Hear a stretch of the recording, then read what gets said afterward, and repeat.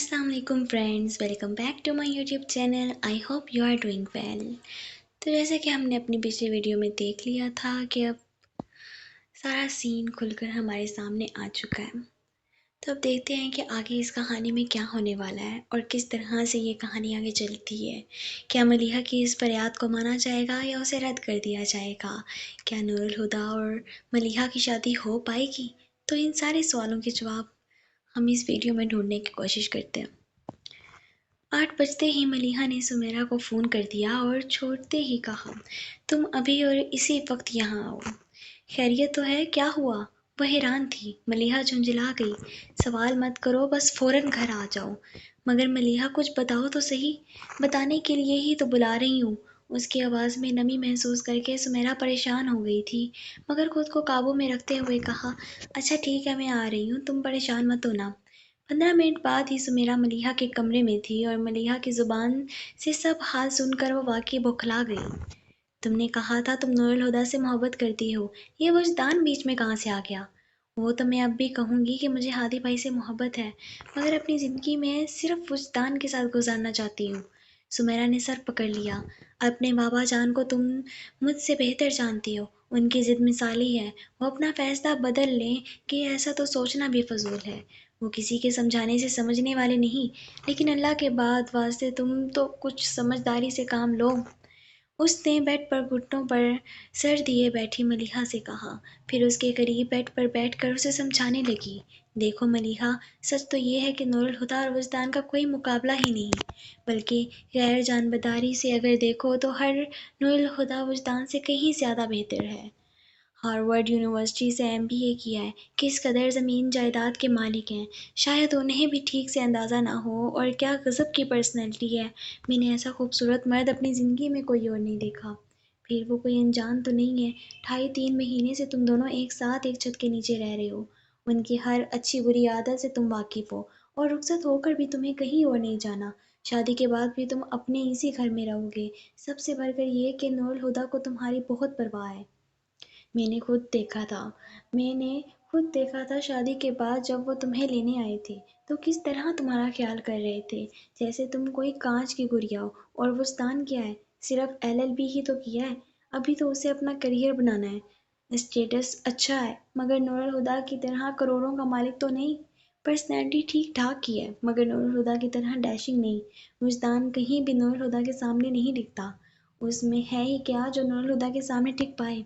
मलीहा ने सुमेरा को देखा और थकी थकी सी आवाज़ में कहा, उसमें क्या है सुमेरा, मुझे मालूम नहीं, मगर जिस पहर वो मेरे साथ होता है लगता है यही ज़िंदगी है। उसके लहजे में कोई तो बात ऐसी थी कि सुमेरा ने घबरा कर उसका चेहरा अपने हाथों में भर लिया। मलीहा, ये बस कुछ दिन की तकलीफ़ है, सब्र से झेल लो। फिर देखना नूरुल हुदा कभी तुम्हें तकलीफ़ नहीं होने देंगे, तो तुम्हें खुश रखेंगे। वो आजी से बोली, सुमेरा, वो मुझे खुश रखेंगे? भला ये हो सकता है कि हादी भाई के साथ खुश ना रहूं, मगर जिंदा नहीं रहूंगी। मलिहा, तुम्हें क्या हो गया है? क्यों तुम पागलों जैसी बातें कर रही हो? सुमेरा ने उसे शानों से पकड़कर झंझोड़ दिया और मलिहा एकदम ही फूट कर रो पड़ी। मीरा ने उसके आंसू पोंछते हुए नरमी से कहा, इस तरह खुद को थकाने का क्या फ़ायदा? संभालो खुद को, और जो हो रहा है हो जाने दो। वो वसीयत से बोली, हो तो जाने दूं, पर जब मैं खुद को उसके बगैर सोचती हूँ तो मेरा दम घुटता है। मलिहा प्लीज़। सुमेरा ने उसे रोकना चाहा, पर वो ख्वाबनाक लहजे में धीरे धीरे बोलती रही, जानती हो, जब वो मुझे देखता है तो मेरी रूह तक सब कुछ उसके इख्तियार में चली जाती है। उसकी जुबान से निकला हुआ हर लफ्ज़ में दिल वही पर की तरह उतरता है। मेरा तो ध्यान उसकी ज़ात से नहीं हटता। मेरी नज़र किसी और की तरफ कैसे जाएगी? वो मुझे मुझसे मांगता तो मैं इनकार कर देती, पर उसने मुझे मुझसे छीन लिया है।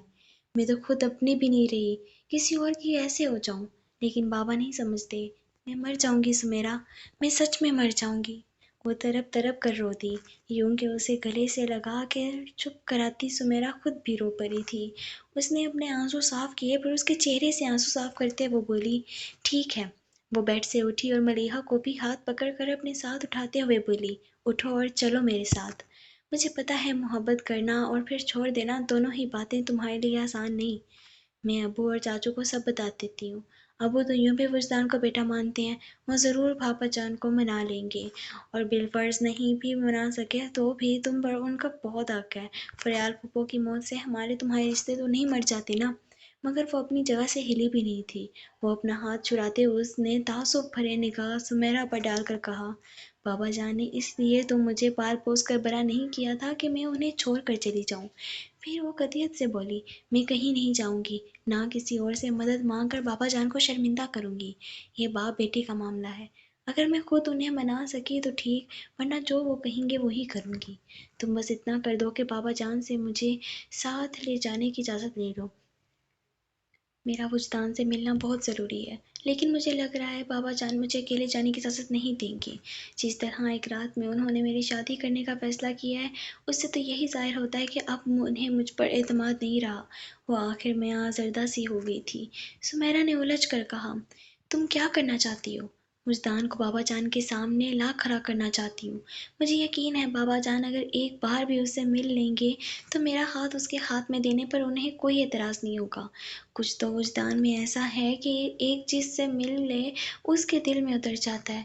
وہ یہ بہت یقین سے کہہ رہی تھی۔ ٹھیک ہے، میں پھوپھا جان سے اجازت لے کر آتی ہوں، تب تک تم ذرا کپڑے بدل کر اپنا حلیہ ٹھیک کر لو، سمیرا نے کہا، اور پھر اٹھ کر بابا جان کے پاس آ گئی جو اس وقت اسٹڈی میں موجود تھے۔ حالانکہ وہ سوچ کر آئی تھی کہ اسے ان سے کیا کہنا ہے، پھر بھی برا طرح گھبرا رہی تھی۔ بابا جان کی شخصیت ایسی تھی کہ سامنے والا خواہ ہی نروس ہو جائے، اور سمیرا کے پاس تو نروس ہونے کی وجہ بھی تھی۔ السلام علیکم پھوپھا جان، اس نے تھوک نگل کر سلام کیا۔ ٹیبل کی دوسری طرف بیٹھے بابا جان نے اپنے سامنے کھلا زمین کا حساب کتاب کر رجسٹر بند کیا اور سمیرا کو اپنی زیرک نگاہوں کی گرفت میں لے کر بولے، وعلیکم السلام، بیٹھو بیٹا۔ سمیرا ایک کرسی پر بیٹھی ٹک گئی تو انہوں نے کہا، کیسی ہو اور گھر میں سب خیریت ہے؟ جی پھوپھا جان، اللہ کا شکر ہے۔ پھر انہوں نے اتنی صبح اس کی آمد پر کوئی سوال نہیں کیا تھا، مگر وہ خود ہی بتانے لگی، 8 بجے میں ملیحہ کا فون آ گیا تھا، کہنے لگی جلدی سے گھر آ جاؤ۔ یہاں آ کر اس کی شادی کا پتہ چلا تو میں نے سوچا آپ کو مبارکباد دے دوں۔ تمہیں بھی مبارک ہو۔ خیر مبارک، لیکن پھوپھا جان شادی کی تیاری بھی تو کرنی ہے، دن بھی تو کتنے تھوڑے ہیں۔ ملیحہ نے فون پر بتا دیا ہوتا تو میں امی اور چاچی کو جان کو بھی ساتھ لے کر آتی۔ اب سوچ رہی ہوں کہ آج ہی اسے اپنے ساتھ شاپنگ پر لے جاتی ہوں، کل امی آ جائیں گی تو باقی کی شاپنگ ان کے ساتھ کر لیں گی۔ ٹھیک ہے۔ وہ اسے گہری نظروں سے کھوج رہے تھے اور سمیرا کی ہتھیلیاں تو پانی سے بھیگ گئیں۔ تو میں ملیحہ کو اپنے ساتھ لے جاؤں؟ اس نے پوچھا۔ ہاں لے جاؤ، اور ڈرائیور کے ساتھ جانا، میں ابھی کسی سے کہہ کر ڈرائیور کی تیاری کروا دیتا ہوں۔ جی پھوپھا جان۔ سعادت مندی سے گردن ہلا کر اٹھی اور جانے لگی۔ سمیرا بابا جان نے اسے آواز دی، جی پھوپھا جان۔ وہ ایک دم ڈر کر پلٹی۔ خریداری کے لیے پیسوں کی ضرورت پڑتی ہے بیٹا، انہوں نے کہا، پھر دراز میں سے ہزار ہزار کے نوٹوں کی 2 موٹی گڈیاں نکال کر ٹیبل پر رکھ دیں۔ سمیرا نے آگے آ کر وہ گڈیاں اٹھا لیں۔ اور خیال رہے شام 7 بجے سے پہلے تم دونوں گھر پہنچ جاؤ۔ شام کو ملیحہ اور نور الہدیٰ کے منگنی کی تقریب ہے، میں نے افتخار سے فون پر بات کر لی ہے، وہ سب لوگوں کو لے کر شام میں یہاں آ جائے گا۔ سمیرا کا جی چاہا سامنے والی دیوار پر جا کر زور سے سر مگر ضبط سے مسکرا کر اللہ حافظ کہتی وہ مر گئی۔ اس کے جانے کے بعد پپا جان نے ریسیور اٹھایا اور کوئی نمبر ڈائل کرنے لگے۔ ملیحہ کے کمرے میں آ کر سمیرا نے سانس چھوڑتے ہوئے خود کو ریلیکس کیا، پھر ملیحہ کو دیکھا جس نے اس کے کہنے کے باوجود کپڑے نہیں بدلے تھے اور ابھی تک اس جارجٹ کی بلیک ساڑی میں تھے، بس اتنا تھا کہ اس نے اوپر سے میرون شال اوڑھ لی تھی، البتہ منہ ہاتھ دھو کر بال بنا لیے تھے۔ سمیرا نے اسے ہی غنیمت سمجھا۔ جب وہ کاری میں بیٹھ چکی تو سمیرا نے اسے اطلاع دی، شام کو تمہاری منگنی ہے، پھوپھا جان سب رشتہ داروں کو فون کر کے بتا چکے ہیں، مجھ سے بھی کہا ہے کہ شام 7 بجے تک تمہیں لے کر گھر آ جاؤں۔ ملیحہ نے کوئی جواب نہیں دیا اور کھڑکی سے باہر دیکھنے لگی۔ کار قصر فاروقی سے نکل کر مین روڈ پر آ گئی تھی۔ اس روڈ پر آگے جا کر ایک ذیلی سڑک تھی۔ مین روڈ پر آتے ہی وہ لوگ ٹریفک جام میں پھنس گئے۔ سمیرا نے ڈرائیور سے کہا، ذرا جا کر معلوم تو کرو ٹریفک کیوں رکا ہوا ہے۔ ڈرائیور، جی اچھا، کہہ کر اتر گیا تو کچھ دیر بعد ہی وہ واپس آ گیا۔ اپنی سیٹ پر بیٹھ کر اس نے پلٹ کر کہا، کچھ دیر لگ جائے گی، آگے کسی موٹر سائیکل سوار کا ایکسیڈنٹ ہو گیا ہے، ایمبولینس وغیرہ تو پہنچ گئی ہیں، زخمی کو ہسپتال بھیج کر پولیس اپنا باقی کا کام نپٹا کر راستہ کھول دے گی۔ بار بار بے چینی سے پہلو بدلتی ملیحہ سمیرا سے بولی، یہ ٹریفک تو نہ جانے کب کھلے گا، لائبریری کا یہاں سے زیادہ فاصلہ بھی نہیں ہے، میں پیدل نکلتی ہوں۔ ٹھیک ہے، سمیرا نے اختلاف نہیں کیا، پھر ملیحہ نے ڈرائیور کی طرف رخ کیا۔ تم سمیرا کو گھر چھوڑ کر واپس چلے جانا، میں خود ہی آگے آ جاؤں گی۔ اور کار سے اتر کر گاڑیوں کے بیچ میں سے گزرتی فٹ پاتھ پر آ گئی۔ تیز قدموں سے چلتے ہوئے کچھ آگے جا کر اس نے ایک نظر سڑک پر ڈالی جہاں بہت سے لوگ بھیڑ کی شکل میں جمع تھے اور کسی شخص کو اسٹریچر پر ڈال ایمبولینس میں چڑھایا جا رہا تھا۔ رش اس قدر تھا کہ ملیحہ صرف زخمی کے پیر ہی دیکھ سکی۔ لائبریری پہنچ کر ملیحہ نے اندر کا ایک چکر لگایا، پھر باہر آ گئی۔ اسے وجدان کہیں نظر نہیں آیا تھا۔ ابھی 10 بجنے میں بھی تو آدھا گھنٹہ باقی ہے، اس نے خود کو تسلی دی اور وہیں سیڑھیوں پر بیٹھ کر انتظار کرنے لگی۔ پر اس کا انتظار ہی رہا۔ 10 بجے تک تو ملیحہ اپنے اضطراب کو دباتی رہی، لیکن 10 بجتے ہی اس کی بے چینی اپنے عروج پر پہنچ گئی۔ آپ کا انتظار میں نے ہر روز کیا ہے۔ اس وقت تو یہ سن کر ملیحہ نے کچھ محسوس نہیں کیا تھا، مگر اب سمجھ آ رہا تھا کہ انتظار کرنا کتنا مشکل کام ہے۔ گیٹ پر نظر جمائے اس کی آنکھیں پتھرانے لگیں۔ جانے کا وقت بیت گیا تھا۔ کوئی اس سے پوچھتا تو کہہ دیتی صدیاں بیت گئی ہیں۔ گیٹ پر کھڑا واچ مین اور آتے جاتے لوگ اسے عجیب سی نظروں سے دیکھ رہے تھے، پر وہ سب کچھ فراموش کیے بس وجدان کے آنے کی دعا مانگتی رہی۔ 5 بجتے ہی وہ بے چینی سے اٹھ کھڑی ہوئی۔ لائبریری کی دوسری جانب ایک جنرل اسٹور تھا۔ ملیحہ سڑک پار کر اس اسٹور میں گھس گئی۔ ہیلو! چوتھی بار پر فون ریسیو کیا گیا۔ سمتھ! آواز پہچان کر ملیحہ کے ہونٹ بے آواز ہلے۔ اس وقت وہ سمیرا کے علاوہ کسی سے بات نہیں کرنا چاہتی تھی۔ سمیرا کو بلا دیں، اس نے جلدی سے کہا تو اسے ہولڈ کرنے کا کہا گیا۔ ہیلو! کچھ دیر بعد ایئر پیس پر سمیرا کی آواز ابھری۔ سمیرا! اتنا بولنے میں ہی ملیحہ کا گلا رون گیا تھا، اور اس ڈر سے کہ وہ رو نہ پڑے ملیحہ خاموش ہو گئی۔ سمیرا اس کی آواز پر حیران اور پھر خاموشی پر پریشان ہو اٹھی۔ ملیحہ، یہ تم ہو؟ خاموش کیوں ہو گئی؟ پلیز بتاؤ سب ٹھیک تو ہے؟ کچھ ٹھیک نہیں ہے سمیرا، دہل گیا۔ ہوا کیا ہے؟ ملیحہ نے اس کی بات کی انسنی کرتے ہوئے کہا۔ مجھے وجدان کا ایڈریس چاہیے۔ اب چپ ہونے کے بارے سمیرا کی تھی۔ قدرے توقف کے بعد اس کی آواز آئی، وجدان نہیں آیا؟ پھر اس نے کہا، تم ایسا کرو چاچو کے آفس فون کرو، وہیں ہوگا۔ تمہیں فون کرنے سے پہلے وہاں فون کیا تھا پر وہ کئی مہینے سے آفس نہیں آ رہا، تو کورٹ میں ہوگا۔ تم نے معلوم کیا؟ جب وہ آفس چھوڑ چکا ہے تو کورٹ میں کیا کرے گا؟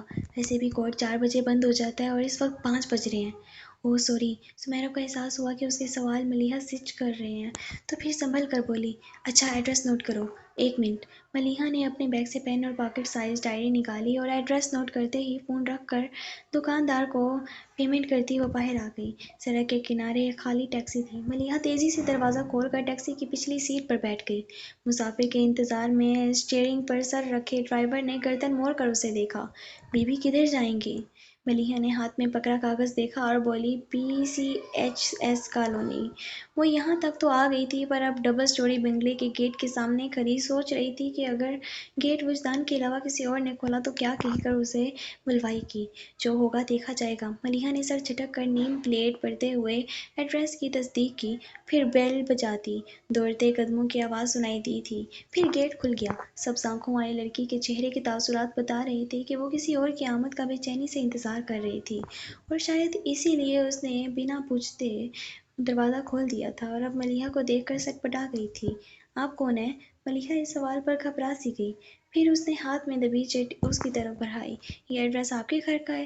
لڑکی نے چٹ کے ایڈریس دیکھا، پھر اسے واپس کرتے ہوئے کہا، ایڈریس تو یہی ہے، پر آپ کو کس سے ملنا ہے؟ وجدان مصطفیٰ سے۔ کیا وہ گھر پہ ہیں؟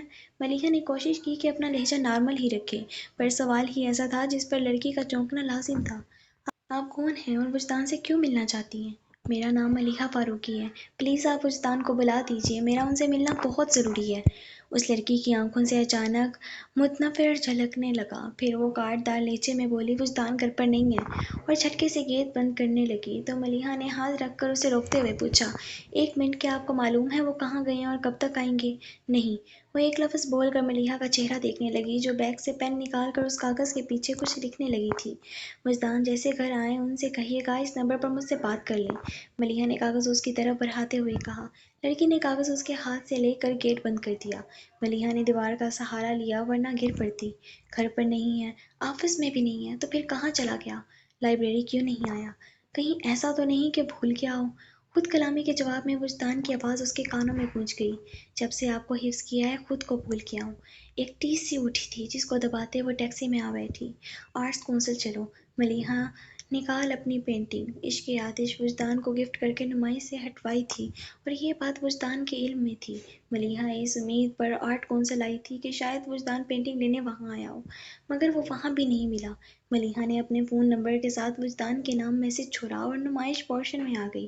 اس امید پر ایک ایک شخص کا چہرہ دیکھتی رہی کہ شاید وہ وجدان ہوگا، مگر اس کی نگاہیں نامراد لوٹ آئیں۔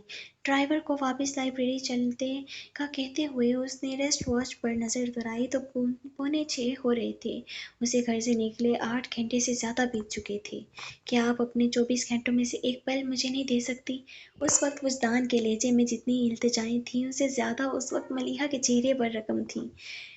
لائبریری پہنچ کر ملیحہ نے ہال کا ایک چکر لگایا۔ وجدان کو نہ پا کر وہ کچھ سوچتے ہوئے واچ مین کے پاس آئی۔ خان صاحب، آپ سے کسی بارے میں پوچھنا ہے۔ پوچھو۔ خان صاحب کی اجازت کے بغیر مزید بولی۔ 24-25 سال کا سانولے رنگ کا لڑکا ہے، قد تقریباً 6 فٹ، آنکھوں اور بالوں کا رنگ سیاہ ہے، اور اکثر یہاں آتا ہے۔ کیا صبح یہاں آیا تھا؟ آپ وکیل صاحب کا تو نہیں پوچھنا چاہتی؟ خان صاحب نے سوچتے ہوئے انداز میں کہا۔ ملیحہ فوراً بولی، ہاں ہاں، میں ان کا ہی پوچھ رہی ہوں۔ 2-3 مہینے سے روز آتا ہے، پر آج نہیں آیا۔ آپ کو یقین ہے وہ نہیں آئے؟ ملیحہ کے بات پر وہ ہنسنے لگا۔ کیا بات کرتا ہے جی، صبح سے ہم ادھر ہی بیٹھا ہے، آتا تو ہم کو دکھائی نہیں دیتا۔ وہ اتنے یقین سے کہہ رہا تھا کہ ملیحہ کو اس کی بات ماننی پڑی۔ وہ ڈگمگاتے قدموں سے سیڑھیوں تک آ گئی۔ میں سارا دن آپ کا انتظار کروں گا۔ ایک سرگوشی آس پاس سنائی دی تو ملیحہ نے تڑپ کر کانوں پر ہاتھ رکھ لیے۔ اس کا ضبط ٹوٹ رہا تھا۔ اس نے سیڑھیوں پر بیٹھ کر سر گھٹنوں پر رکھ لیا۔ 6:30 بجے جب ملیحہ نے قصر فاروقی میں قدم رکھا، وہ اپنا یقین ہار چکی تھی، اور اس ہار کا چہرہ ڈرائنگ روم میں موجود کوئی شخص نہ دیکھ لے، اس لیے وہ پچھلی طرف ہال کے دروازے سے اندر آئی۔ بہادر، میرے لیے کوئی فون تو نہیں آیا تھا؟ پاس سے گزرتے بہادر کو روک کر اس نے پوچھا۔ نہیں بی بی صاحب، پر آپ کہاں چلی گئی تھیں؟ وہ بھی آج کے دن؟ ملیحہ کی آخری امید بھی ختم ہو گئی۔ وہ بہادر کو جواب دیے بغیر اپنے کمرے میں آ گئی۔ ٹھنڈے یک پانی سے منہ دھوتے ہوئے اس نے آنسوؤں کے ہر نشان کو بے دردی سے رگڑ ڈالا، پھر تولیے سے چہرہ خشک کرتی وہ ڈریسنگ روم میں آ گئی۔ الماری کے دونوں پٹے کھولے، وہ باری باری ہر سوٹ کا جائزہ لے رہی تھی۔ پھر بہت سوچ کر اس نے بیج کلر کے ڈریس کو نکالا تو نظر اس کے پیچھے لٹکتے سوٹ پر ٹھہر گئی۔ پنک کلر کے چوڑی دار پاجامے پر سفید قمیض تھی، جس پر پنک رنگ کے موتیے سے گلے اور قمیض کی ہاف سلیوز پر نفیس کام ہوا تھا۔ پنک اینڈ وائٹ کنٹراسٹ دوپٹے کو ہاتھ میں لیتے ہوئے اسے کچھ یاد آیا تھا۔ تم سفید رنگ مت پہنا کرو، اس رنگ میں تم اتنی پیاری لگتی ہو کہ ڈر لگتا ہے نظر نہ لگ جائے۔ نظر تو لگ چکی نور الہدیٰ، اب کس بات کا ڈر؟ جس نے سوچا اور وہی سوٹ نکال لیا۔ ڈریسنگ ٹیبل کے سامنے بیٹھتی ہونٹوں پر پنک کلر لپسٹک کی تہہ جمائی ملیحہ زندگی میں پہلی بار اتنے اہتمام سے تیار ہوئی تھی۔ دونوں کلائیوں میں بھر بھر کر وائٹ اور پنک چوڑیاں ڈال کر اس نے کانوں میں چاندی کے آویزے پہنے، پر بیڈ پر آ بیٹھی۔ جھک کر سینڈل پاؤں میں ڈال کر اس نے بیڈ سے دوپٹہ اٹھا کے شانوں پر پھیلایا۔ کھلے بالوں کو ایک ہاتھ سے سنوارتے ہوئے اس کی نظر آئینے میں نظر آتے اپنے ہی عکس پر پڑی تھی۔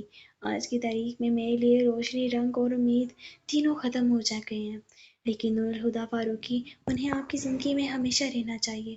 اور کمرے سے نکل گئی۔ ڈرائنگ روم کے دروازے پر قدم رکھتے ہی ملیحہ کی نظر بلیک پینٹ پر میرون شرٹ پہنے نور الہدیٰ پر پڑی تھی۔ اسی پل نور الہدیٰ نے بھی دروازے کی طرف دیکھا تھا۔ نور الہدیٰ کی آنکھوں کی وہ چمک ملیحہ کے لیے نئی تھی۔ اس نے پلکیں جھکا لیں۔ باقی لوگ بھی ملیحہ کی طرف متوجہ ہو چکے تھے۔ پل بھر میں اس کے کزنز نے اسے اپنے گھیرے میں لے لیا تھا، مگر سمیران نہیں اٹھ سکی۔ کسی معجزے کی امید کرتے کرتے ملیحہ کو دیکھ کر اسے احساس ہوا تھا کہ معجزے اب نہیں ہوتے۔ وہ سمجھ گئی کہ ملیحہ وجدان سے نہیں مل سکی۔ حد کرتی ہو بیٹا، آج کے دن شاپنگ پر جانے کی کیا ضرورت تھی؟ اب دیکھو، ذرا سب آئے بیٹھے ہیں، اور تو اور دولہا بھی موجود ہے، پر دلہن شادی کی شاپنگ کرنے گئی ہوئی ہے۔ مریم ممانی نے اسے دیکھ کر کہا تو ملک ناصر نے اس کے کچھ بولنے سے پہلے بول پڑے۔ چھوڑیے بھابھی، اب باتوں میں مزید کیا وقت گنوانا، آؤ بیٹی رسم کر لی جائے۔ آخر میں وہ ملیحہ سے بولے تھے۔ ملیحہ نے قدم بڑھایا تو سمیرا ایک دم اس کے کان کے پاس آ کر بولی، انکار کر دو، ہم سب تمہارا ساتھ دیں گے۔ کس برتے پر؟ ملیحہ نے اس کی طرف دیکھ کر زہر میں بجھی سرگوشی کی اور آگے بڑھ گئی۔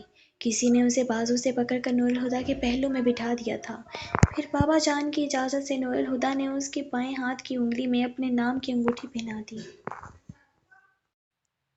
آج کے لیے اتنا ہی. باقی میری نیکسٹ ویڈیوز کو دیکھنے کے لیے میرے چینل کو سبسکرائب کریں، لائک کریں اور شیئر کریں. اور ہم اس کے اگلی ایپیسوڈس میں دیکھیں گے کہ آخر ہوتا کیا ہے اور اب کیا ہونے والا ہے. بہت مزے کے ایپیسوڈس ہیں تو آپ لوگ انہیں ضرور دیکھیے گا. اللہ حافظ.